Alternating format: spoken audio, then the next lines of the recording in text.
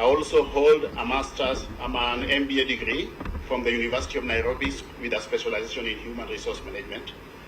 As we speak, I'm at the tail end of my PhD program at the University of Nairobi, pursuing a PhD in strategic management. I'm done with the coursework. I'm now progressing to the level of the thesis, Mr. Chairman. Professionally, I'm based on my 22 years of experience in consultancy within the HR regime. I'm a fellow of the Institute of Human Resource Management, Mr. Chairman.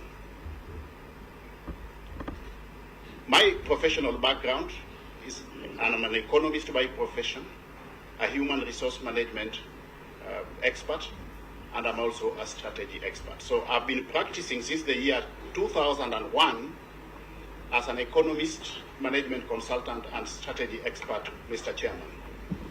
My areas of core competency or specialization, Mr. Chairman, are micro and macroeconomic analysis, strategic planning, organizational restructuring, job evaluation, and management of strategic change, over and above facilitation of various management development programs in the areas such as leadership, performance management, management of change, and so on and so forth, Mr. Chairman.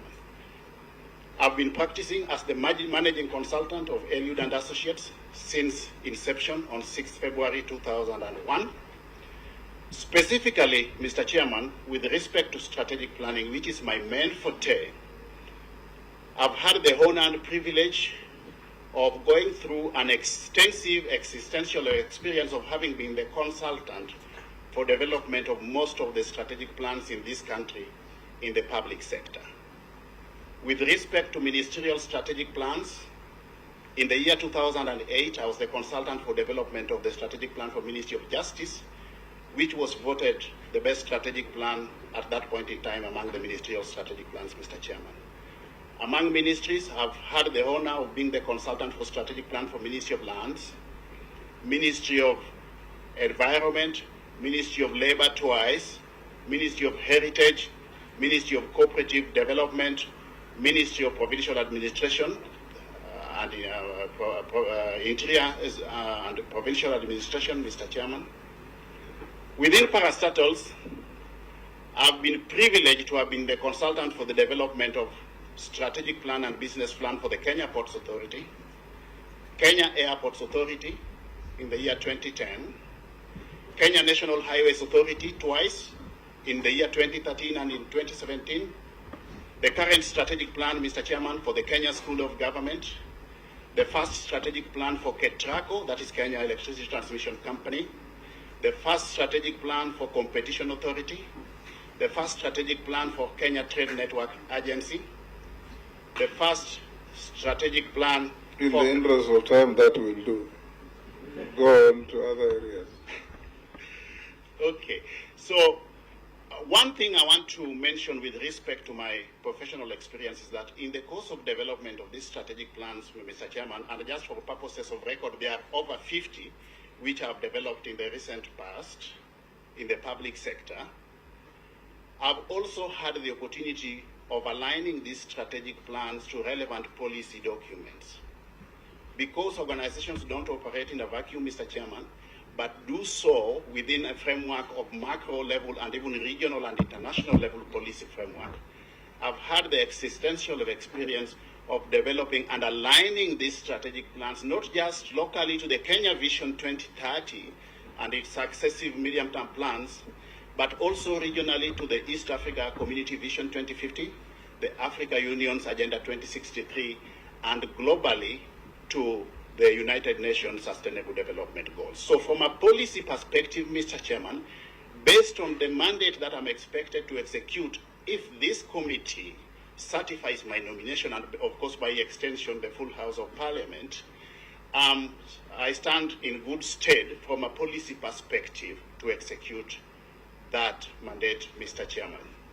I also want to mention that specifically with respect to strategic planning, I've had the honor and privilege of having been the consultant for development of the strategic plan for Competition Authority of Kenya, Mr. Chairman. Why am I mentioning this? I'm mentioning this because I'm expected to execute a CS mandate in an industry which has got few players.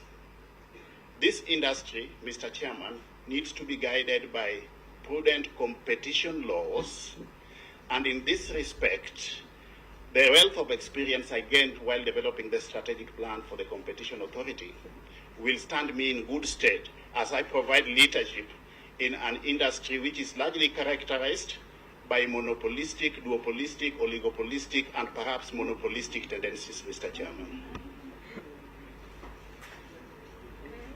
I'm talking about an industry, Mr. Chairman, with few players, either 1, 2, 3, or with few players but differentiated products. That's what I've said in short. Also, Mr. Chairman, I've been the consultant for development of strategic plan for Kentrade, and this prepares me adequately to discern how to use e-commerce in the conduct of business, which is also integral in the ICT sector. That has prepared me adequately. Also, I've been the consultant about 10 years ago for development of strategic plan for the Africa Telecommunications Research Institute. That is AFRALTI. This is a training institution for that industry, and I've gotten a wealth of experience in discerning the operational environment within which telecommunications sector operates, Mr. Chairman. Apart from that, Mr. Chairman, I've had existential experience of serving as a council member of the Kenya School of Government, and my experience in that space also prepares me adequately to understand the operations of the public sector. So, in short, Mr. Chairman, the wealth of existential experience spanning over 22 years which I've gained in the public sector prepares me adequately to understand, comprehend the operational environment within the public sector operates, the policy frameworks that guide or govern that sector, and emerging issues in the operational environment that we need to align to moving forward, Mr. Chairman.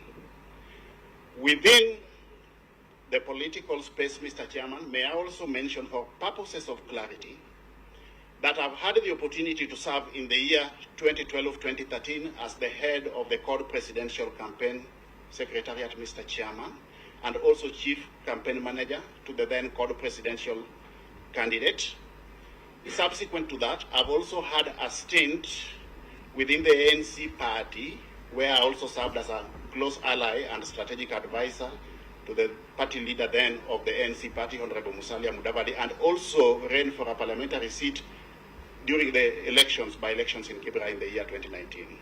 Subsequent to that, Mr. Chairman, I've been part and parcel of the Kenya Kwanza presidential campaign, being a member of the Presidential Campaign Steering Council, being a member of the Economic Advisory Team, which came up with the bottom-up model and also developed the plan, the economic, the campaign manifesto, popularly known as the plan, and subsequently also developed the 48 charters on the basis of which we made commitments to the people by way of what we are going to do with respect to service delivery once we come into government. I've also served as Deputy Secretary General of the UDA party, responsible for policy and strategy, Mr. Chairman, but I've since then resigned, vacated that position effective 11th of October 2022. So moving forward, what I'm saying in a nutshell, Mr. Chairman, is that I'm fully prepared for this position and I'm ready to execute this mandate if I'm cleared by this committee. Thank you, Eliud. I will now invite members to ask you any questions or to make any statement towards your nomination, and I'll start with the Deputy Speaker.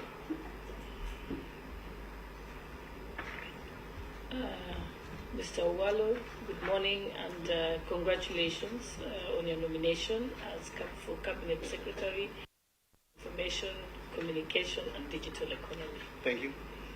I think this is something Kenyans want to know. Yes. I know you know it, but I want you to state it to Kenyans so they can be able to judge your suitability for the position. Yes. As you know, the Kenya Kwanza Manifesto has prioritized the creation of employment for more than 5 million unemployed Kenyan youth. It's also hoped that the business process outsourcing industry would create jobs in places like the Konza Technopolis, Yes. which is almost at a standstill at the moment as we speak. Yes. So Kenyans want to know what plans do you have for revamping and accelerating the completion and uptake of the Technopolis and contributing towards the commitment for creating jobs in that industry. Thank you. Thank you for that question. We'll take four questions. then Okay. you can answer them in the order they came or in whichever order you like. Okay. Kimani Chungo. Thank you, Honorable Speaker. Speaker, let me declare interest that I worked closely with nominee Eliud Owalo, as he said, the new DA and in the Kenya Kwanza economic team. And I indeed appreciate his varied skills, even in microeconomic analysis. But Honorable Owalo, maybe I'll begin with the microeconomic analysis of your net worth. Yes. You indicate that you have land up country within Siaya County, valued at about 200 million shillings. Yes. I'd want to know the acreage, whether it's one parcel and the acreage. Two, you indicate that you have about 200,000 Europhila eucalyptus trees sitting on 20 acres, valued at about 160 million. From basic arithmetics, means you have 10,000 trees per acre. I don't know how practical that would be to have 10,000 eucalyptus trees on per acre. That's on your net worth, and is a quick microeconomic analysis now that you have very good expertise in that area. On what you are being nominated for, Eliud, the Postal Corporation of Kenya has leased numerous of its assets across the country. Buildings, land to individuals. I would want to hear whether you may want to review some of these leases and their benefit to the corporation, because this is a corporation that's now on its deathbed. Employees at the Postal Corporation of Kenya are going for months without pay, while numerous of its assets are not deriving value for it.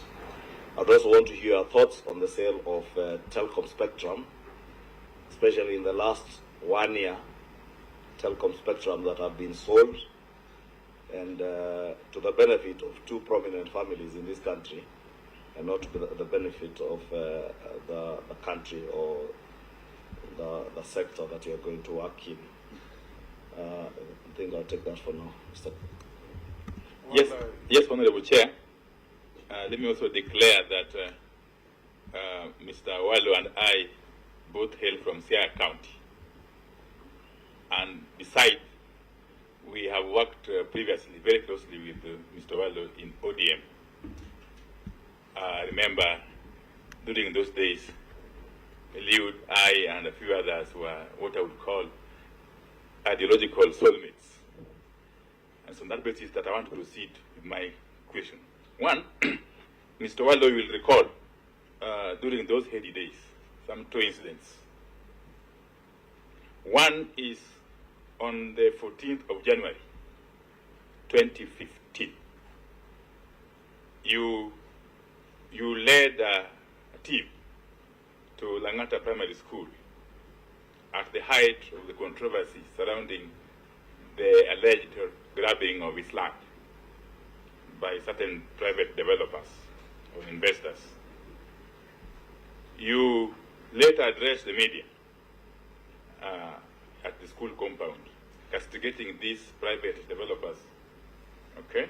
And in fact, you could have said that these developers had hatched the plot to grab the land towards Christmas Day of the previous year and completed the fraudulent transaction within a matter of days through the connivance of the relevant state organs.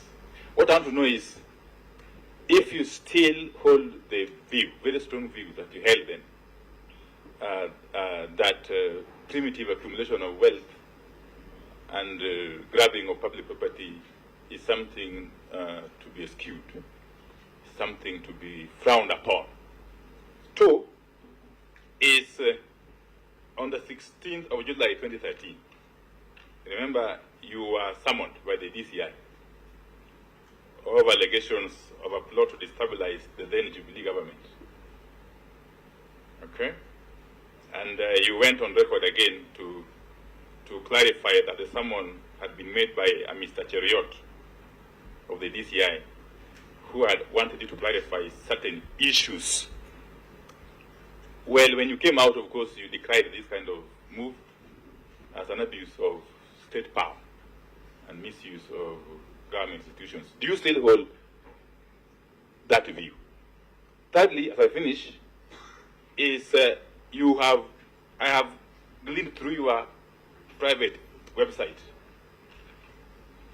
And in that private website, you pride yourself as a market leader in the field of organizational restructuring. I would want to know what kind of restructuring you envisage, particularly with the Media Council of Kenya, which will be under your ambit, purview, when you are confirmed. Remember the case of the CEO of this council arbitrarily attempting to throw out a board member, and Parliament had to come in to stop that illegal move. And again, the issue of funding of the council.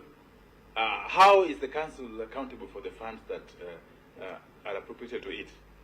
Okay. Finally, is the elephant, the big animal called Government Advertising Agency.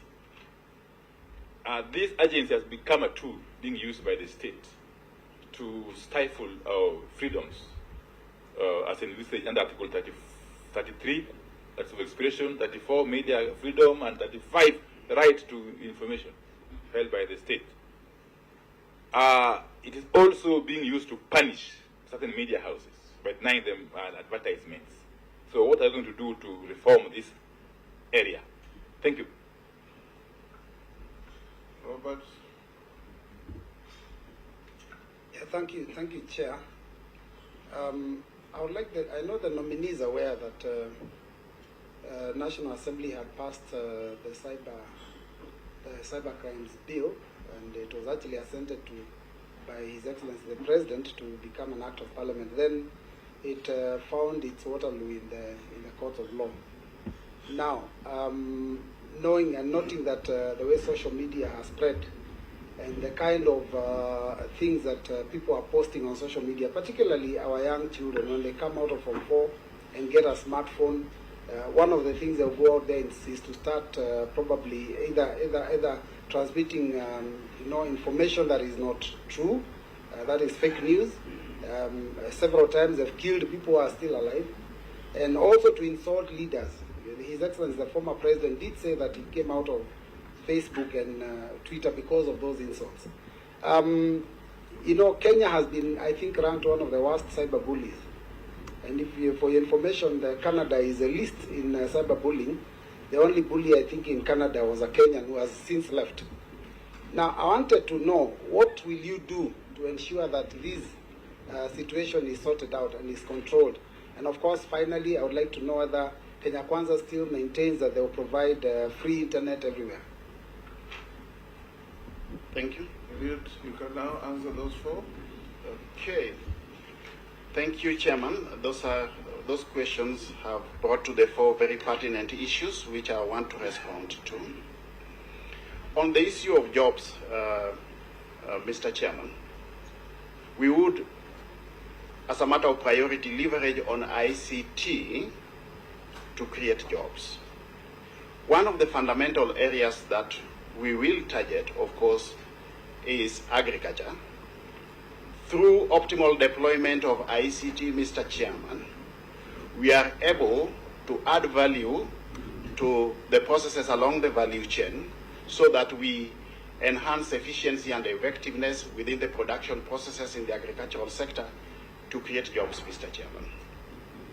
Two, with respect to digitization of government services, which is going to be also a key result area for me in this sector, we envisage to create a critical mass of digital jobs with a view to effectively bringing into the job market current unemployed youth who are actually qualified but lack opportunities, Mr. Chairman. 3, we want, as opposed to just formal jobs, we want to ensure that we encourage and facilitate the culture of entrepreneurship, Mr. Chairman, through effective deployment of ICT, more so with respect to the digital jobs that we want to create, and the massive ICT literacy program that the industry envisages to be undertaken under this ministry, Mr. Chairman.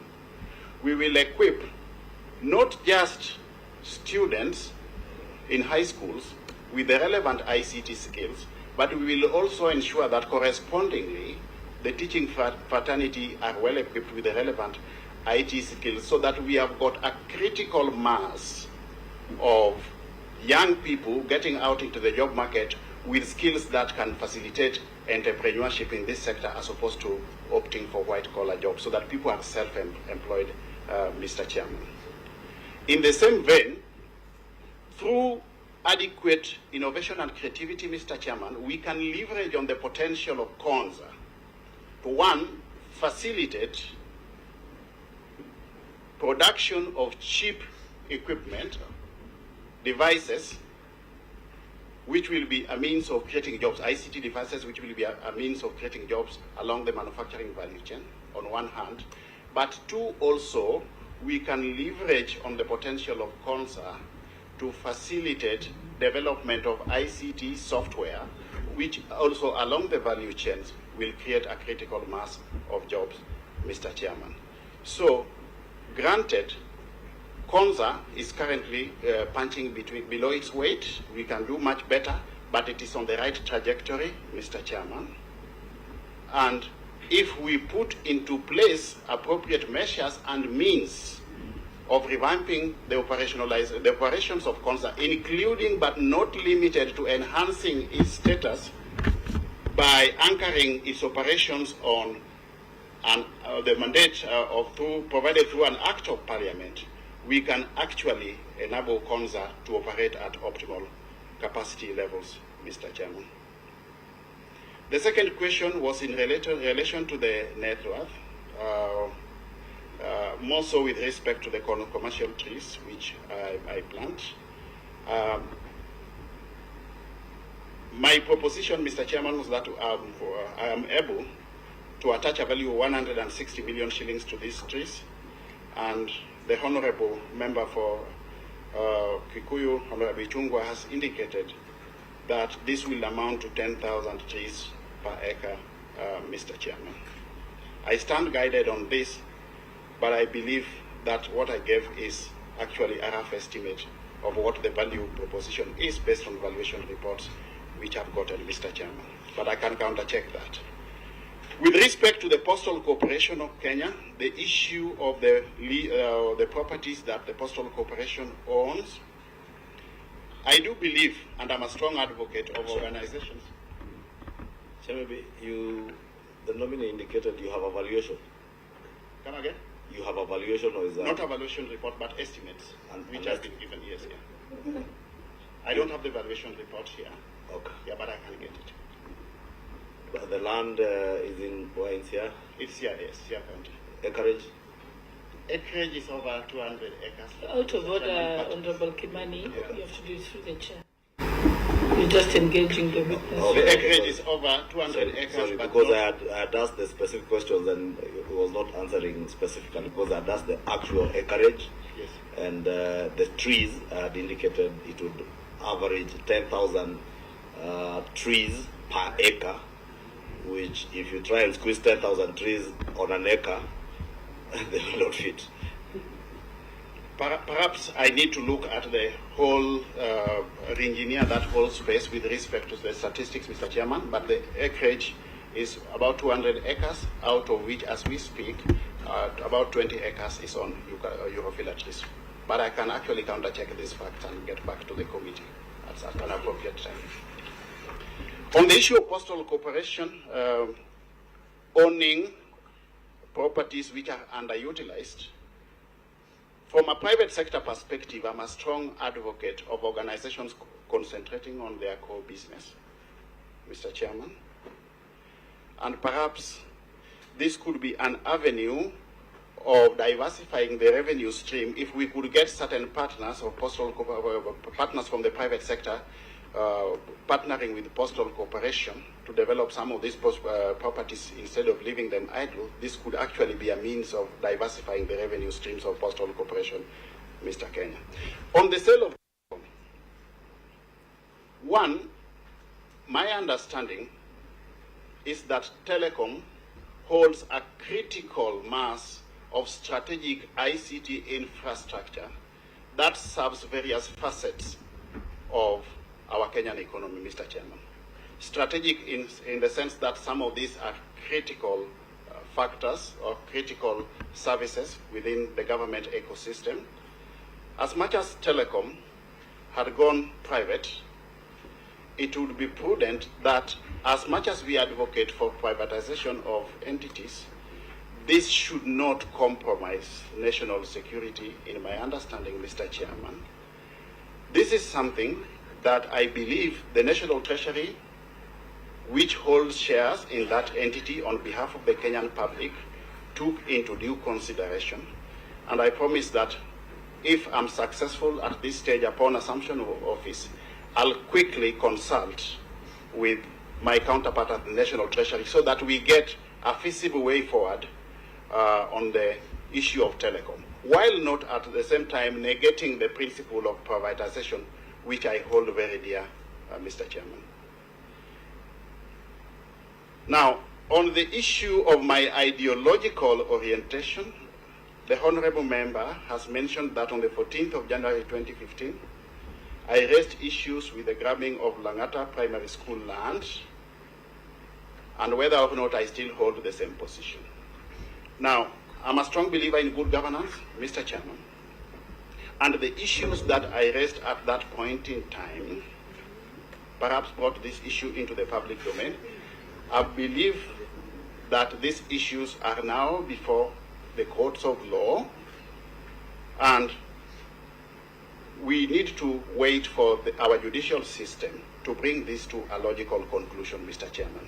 Now, as much as we need to hold dear the principles of good governance, I, in the same vein, believe that we need to allow independent institutions, Mr. Chairman, to execute their mandate without any undue influence from any sector in the government. And if institutions are independent, let us not have any other arm of government interfering in the independent institutions or the operations of those independent institutions. So I believe that the institutions which are charged with this responsibility will execute their mandate with respect to this case to a logical conclusion. And at that point in time, we will stand guided accordingly, Mr. Chairman.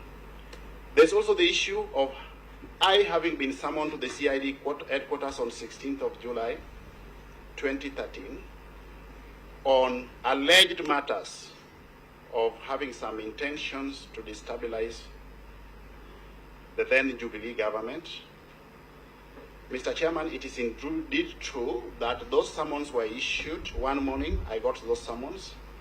I organized myself quickly and reported to the CID headquarters. But when I got there, I came to realize that the CID acted on some claims or allegations by some anonymous complainant. And at that point in time, the CID had not ascertained the veracity or otherwise of those allegations. I was indeed asked to write a statement, but I declined as a matter of principle because I felt that it was incumbent upon the CID to undertake its investigations. And once they had conclusively undertaken their investigations and come up with a technically feasible position, they were at that point then in time duty-bound to support me. But I was not going to help the CID in undertaking its investigations, Mr. Chairman. The irony is, Mr. Chairman, that at the same time when I was summoned, I also simultaneously applied for a certificate of good conduct from the same CID, Mr. Chairman, which came back in the affirmative.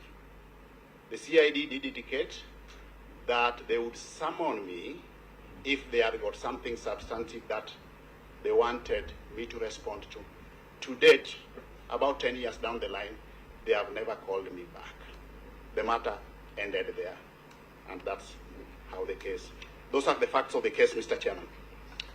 On the issue of organizational restructuring, what do I envisage to do with respect to the Media Council? I'm a strong advocate of self-regulation of industries and sectors. I believe that we have got adequate capacity within the media fraternity to self-regulate itself.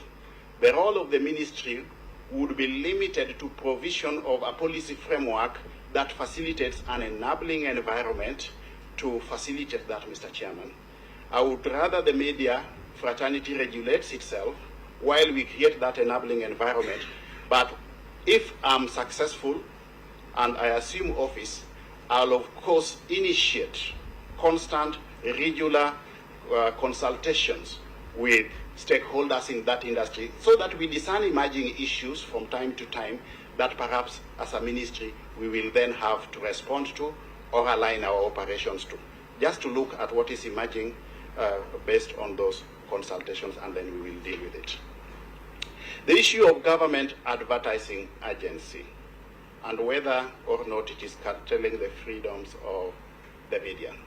Now, I believe the intention of the government or introducing the government in advertising agency to regulate or to administer advertisement of public sector entities, more so the ministries, was well-intentioned. In my understanding, the intention was to ensure optimal utilization of budgetary provisions for advertisement. This again is an issue we can look at, and depending on whatever feedback we get from the stakeholders, I believe in a participatory approach to leadership, Mr. Chairman, then we can re-engineer everything in that space at that point in time, based on matters arising therefrom or incidental thereto, Mr. Chairman. On the issue of computer misuse and cybercrime bail, and of course the whole space of social media and whether or not we should regulate social media in conformity to the laws. Fundamentally, as a matter of principle, I believe in personal discipline and self-regulation. That is the starting point. As a matter of courtesy, we know we have got the national values which all of us are incumbent to align to. We need, first of all, to sensitize ourselves on these national values so that all players, the social media included, act and exercise their freedom of association with utmost responsibility. I would, however, as much as we have got the laws and regulations, not a strong proponent of curtailing media freedom. But the way forward is that within the confines of the law and based on the output of stakeholder forums that I intend to initiate, we should be able to develop a common position on the way forward. But we have got the Computer Misuse and Cybercrimes Bill 2018, which actually gives adequate provisions for governing the operations of this space, Mr. Chairman. Subsequent amendments have also been made to propose to this bill through the Computer Misuse and Cybercrimes Amendment Bill 2021. So I believe from a legal, regulatory, and policy perspective, we have got all that we require to ensure that this space is adequately regulated, but fundamentally without curtailing the freedoms of expression as espoused in the dictates of our constitutional dispensation, Mr. Chairman. Thank you. I'll take Owen Bayer. I'll take Mary Masse. I'll take Raso. I'll take Mule and Isula. You are? Okay, Owen. All right. Down. Okay. Give to the Honorable Dawood and Raso, they want to go to the most. You want to ask questions and wait for answers, or then it will make no difference?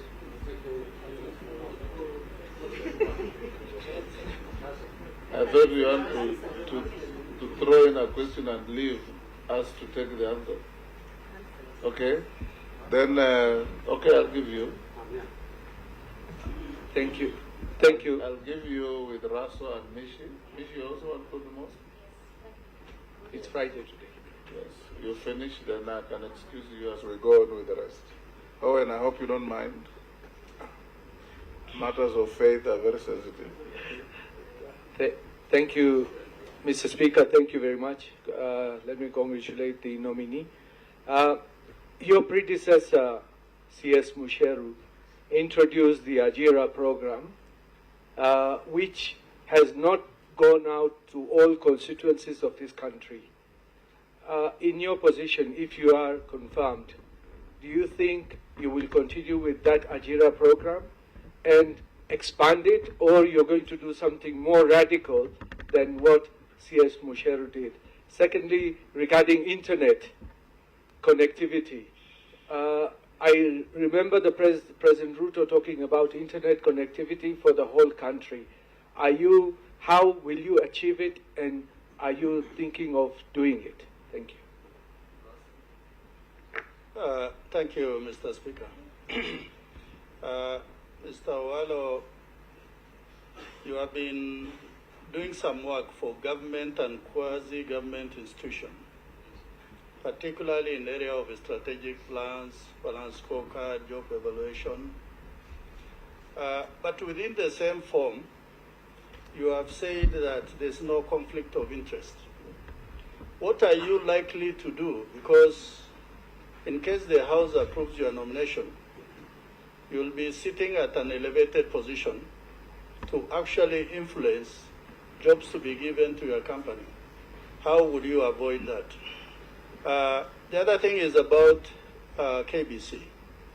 KBC is a depository of the history of this country, and it is the mother institution that has given birth to all other media houses. What is it that you are likely to do that it does not just become an archive, but also a leading media house, like what we see the BBC has happened to the BBC over a century? Thank you, Chair. Yeah, thank you, Honorable Chair. Honorable Chair, as per Kenya Kwanza Manifesto, they have said that they are going to reduce the cost of making phone calls and internet, and also allow Kenyans, and especially the youth, to access online platform so that they can access job opportunities for entertainment, for businesses and other use.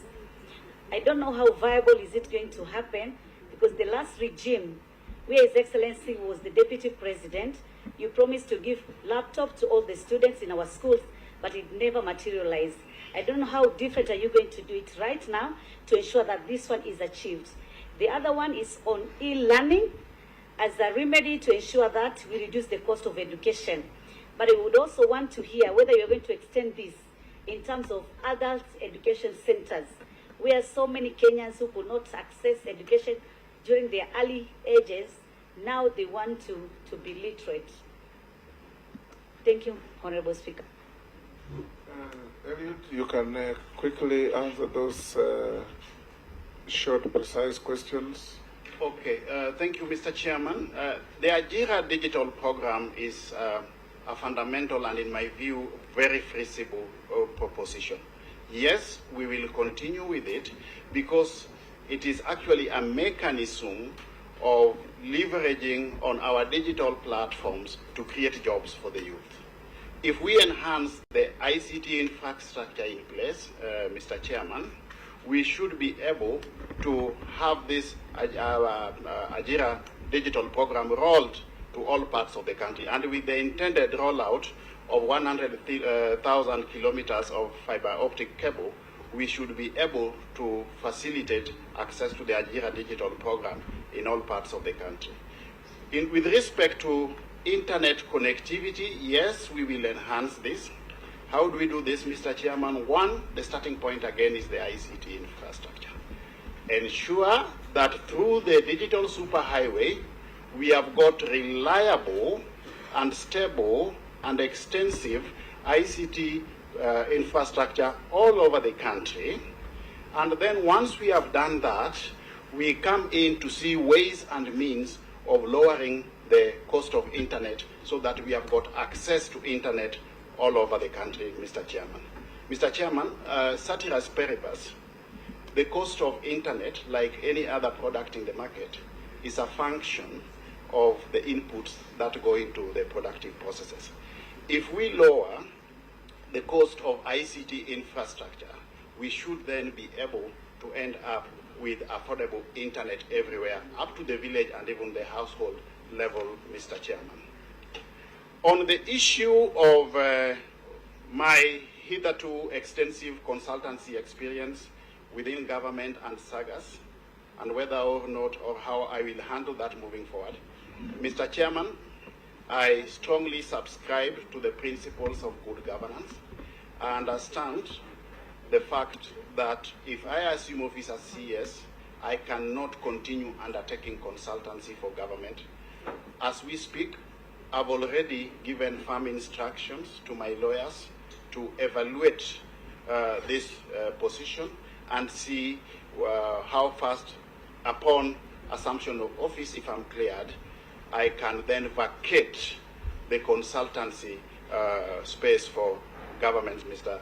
Chairman, and this is something that I promise to do. There will be absolutely no conflict of interest on my part with respect to consultancy assignments, more so with respect to specifically the execution of these assignments by the firm where I've been the managing consultant, Eliud and Associates.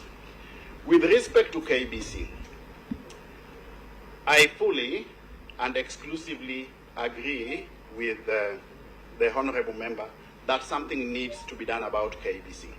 Mr. Chairman, it is ironical that KBC, with its strong brand and wide network of infrastructure, is today punching below its weight in the marketplace. This will be one of my key areas of intervention if I come into office as CS for this ministry, Mr. Chairman.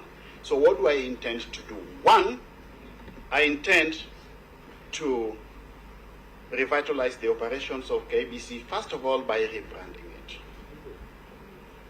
I don't quite understand the reason that informed, first of all, the change of name from the Voice of Kenya to the Kenya Broadcasting Corporation, Mr. Chairman. You know, there are certain very simple, basic things you can do and just change, turn over an organization.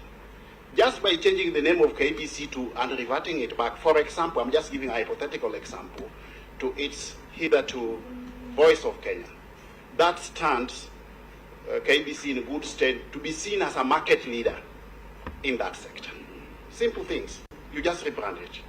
Two, we can strengthen or leverage on ICT to re-engineer the content of KBC so that it gets effective positioning in the market.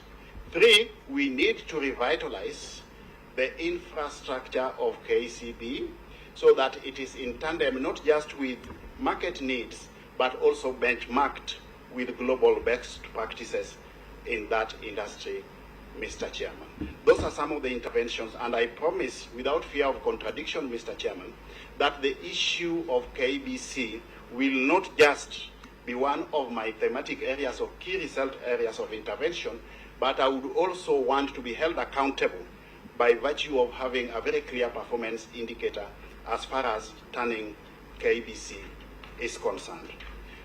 The issue of cost of internet and creation of jobs, yes, I believe I've answered this, but I can just come up again and give more value proposition to my earlier answer.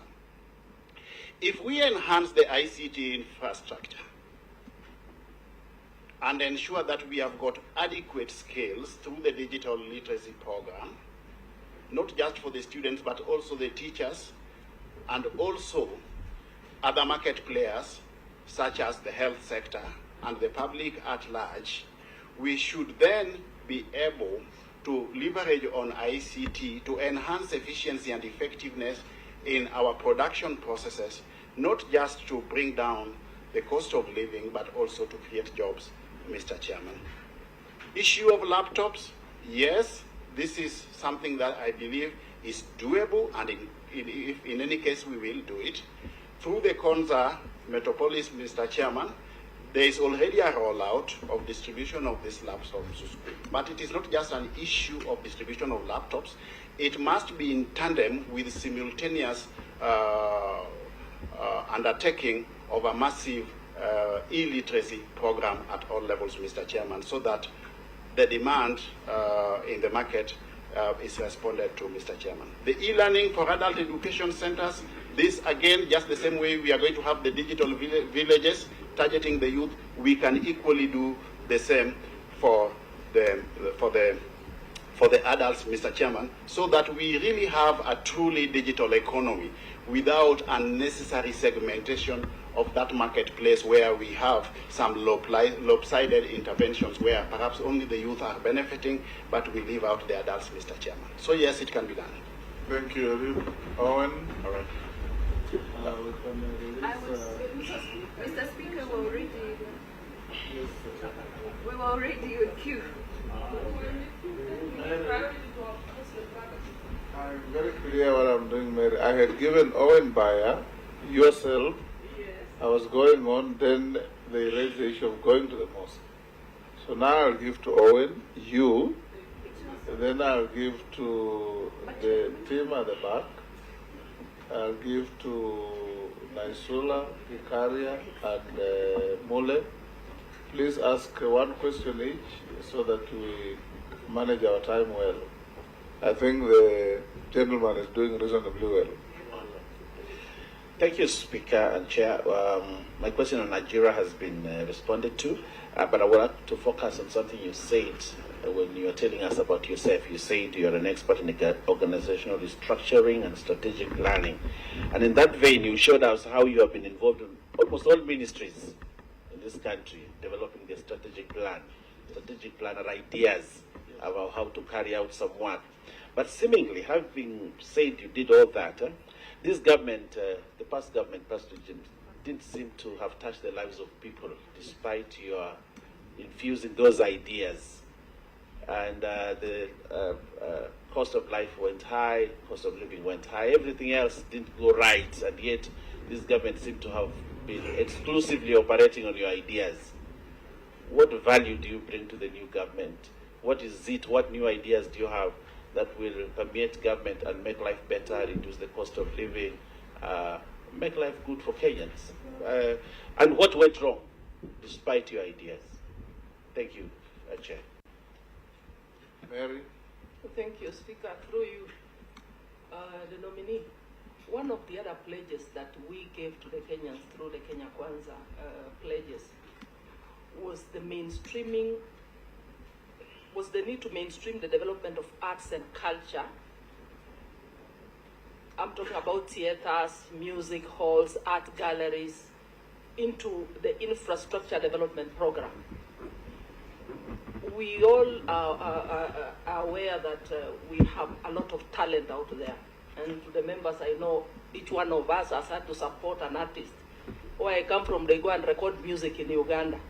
So my question is, as Cabinet Secretary, what are some of the areas you'll prioritize, and how will you address the challenge of funding the infrastructure projects to unlock the potential of the creative economy? And I offer you 5 acres of land in Teso South to start one for Busia County. Thank you. Yes, Naisula? Thank you, Chair. Mr. Owalo, how do you facilitate the inclusion of students from the rural communities or those that are in far-flung areas who don't have access to modern technology and internet connectivity, just so that there is equity? And Mr. Chair, if you'll just allow me to add this, that having worked at KBC, I don't think that rebranding is the main problem. It has been rebranded and rebranded and rebranded before.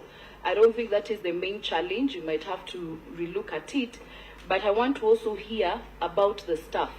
You have to look at their motivation when you look at promotions, their salaries, just so that KBC is not only an incubator of good talent, and then they move to the private media houses, but you should actually aim to retain the great talent that is at KBC.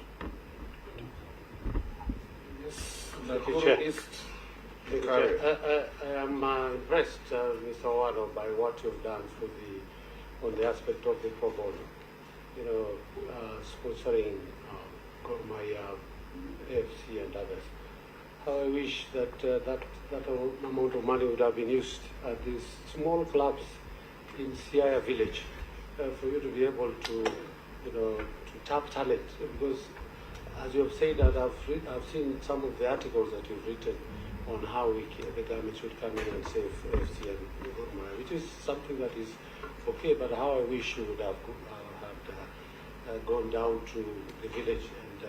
And my question is about if you digitalize services, government. When I was doing my course, we were told, as we also digitalize, then the aspect of cutting employment is also very huge. As you digitalize, then you reduce the number of employment, because if things were done manually, you could see how the number of employees, and yet Kenya Kwanza is there to create opportunities, job opportunities, and to reduce the unemployment percentage. So how are you going to balance as you digitalize vis-a-vis, killing job opportunities that are brought by that? Thank you. Mole. Thank you very much, Speaker.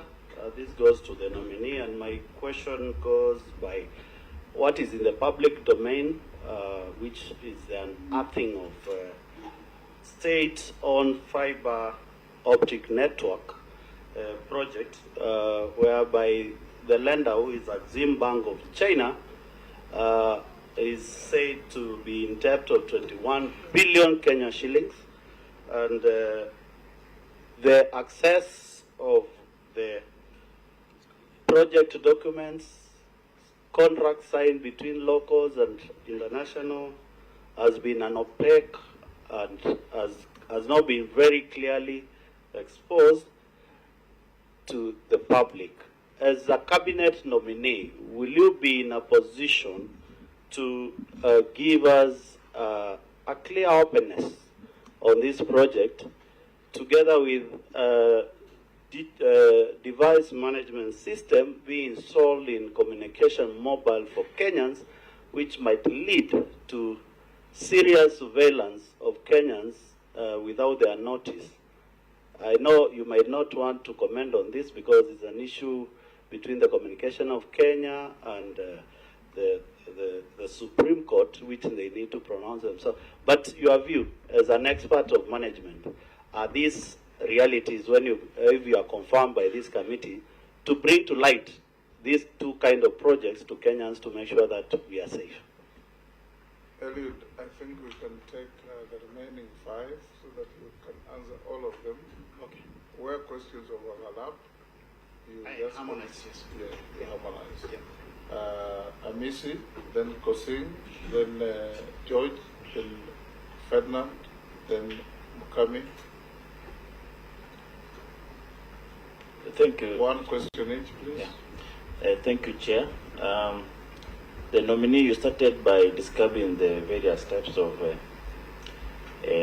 markets, from the monopolies or oligopolies, and touching on monopolies that have controlled the market here in Kenya. Most citizens become suspicious of the monopolies that exist, because they basically cause inequalities, and they wield a lot of economic power. They exploit, factors of production, labor and capital, to the disadvantage of the other new entrants.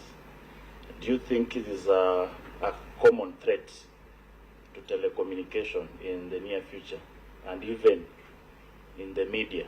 Because when you focus so much on one state media, the disadvantage of the other, in a very highly competitive global environment. Is this a threat, monopolies?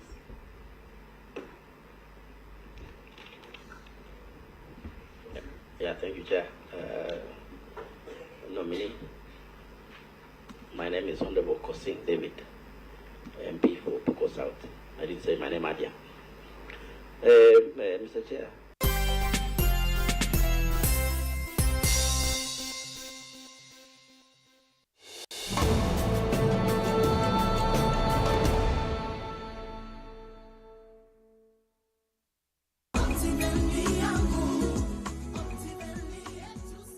Hi there, good morning, good afternoon, good evening.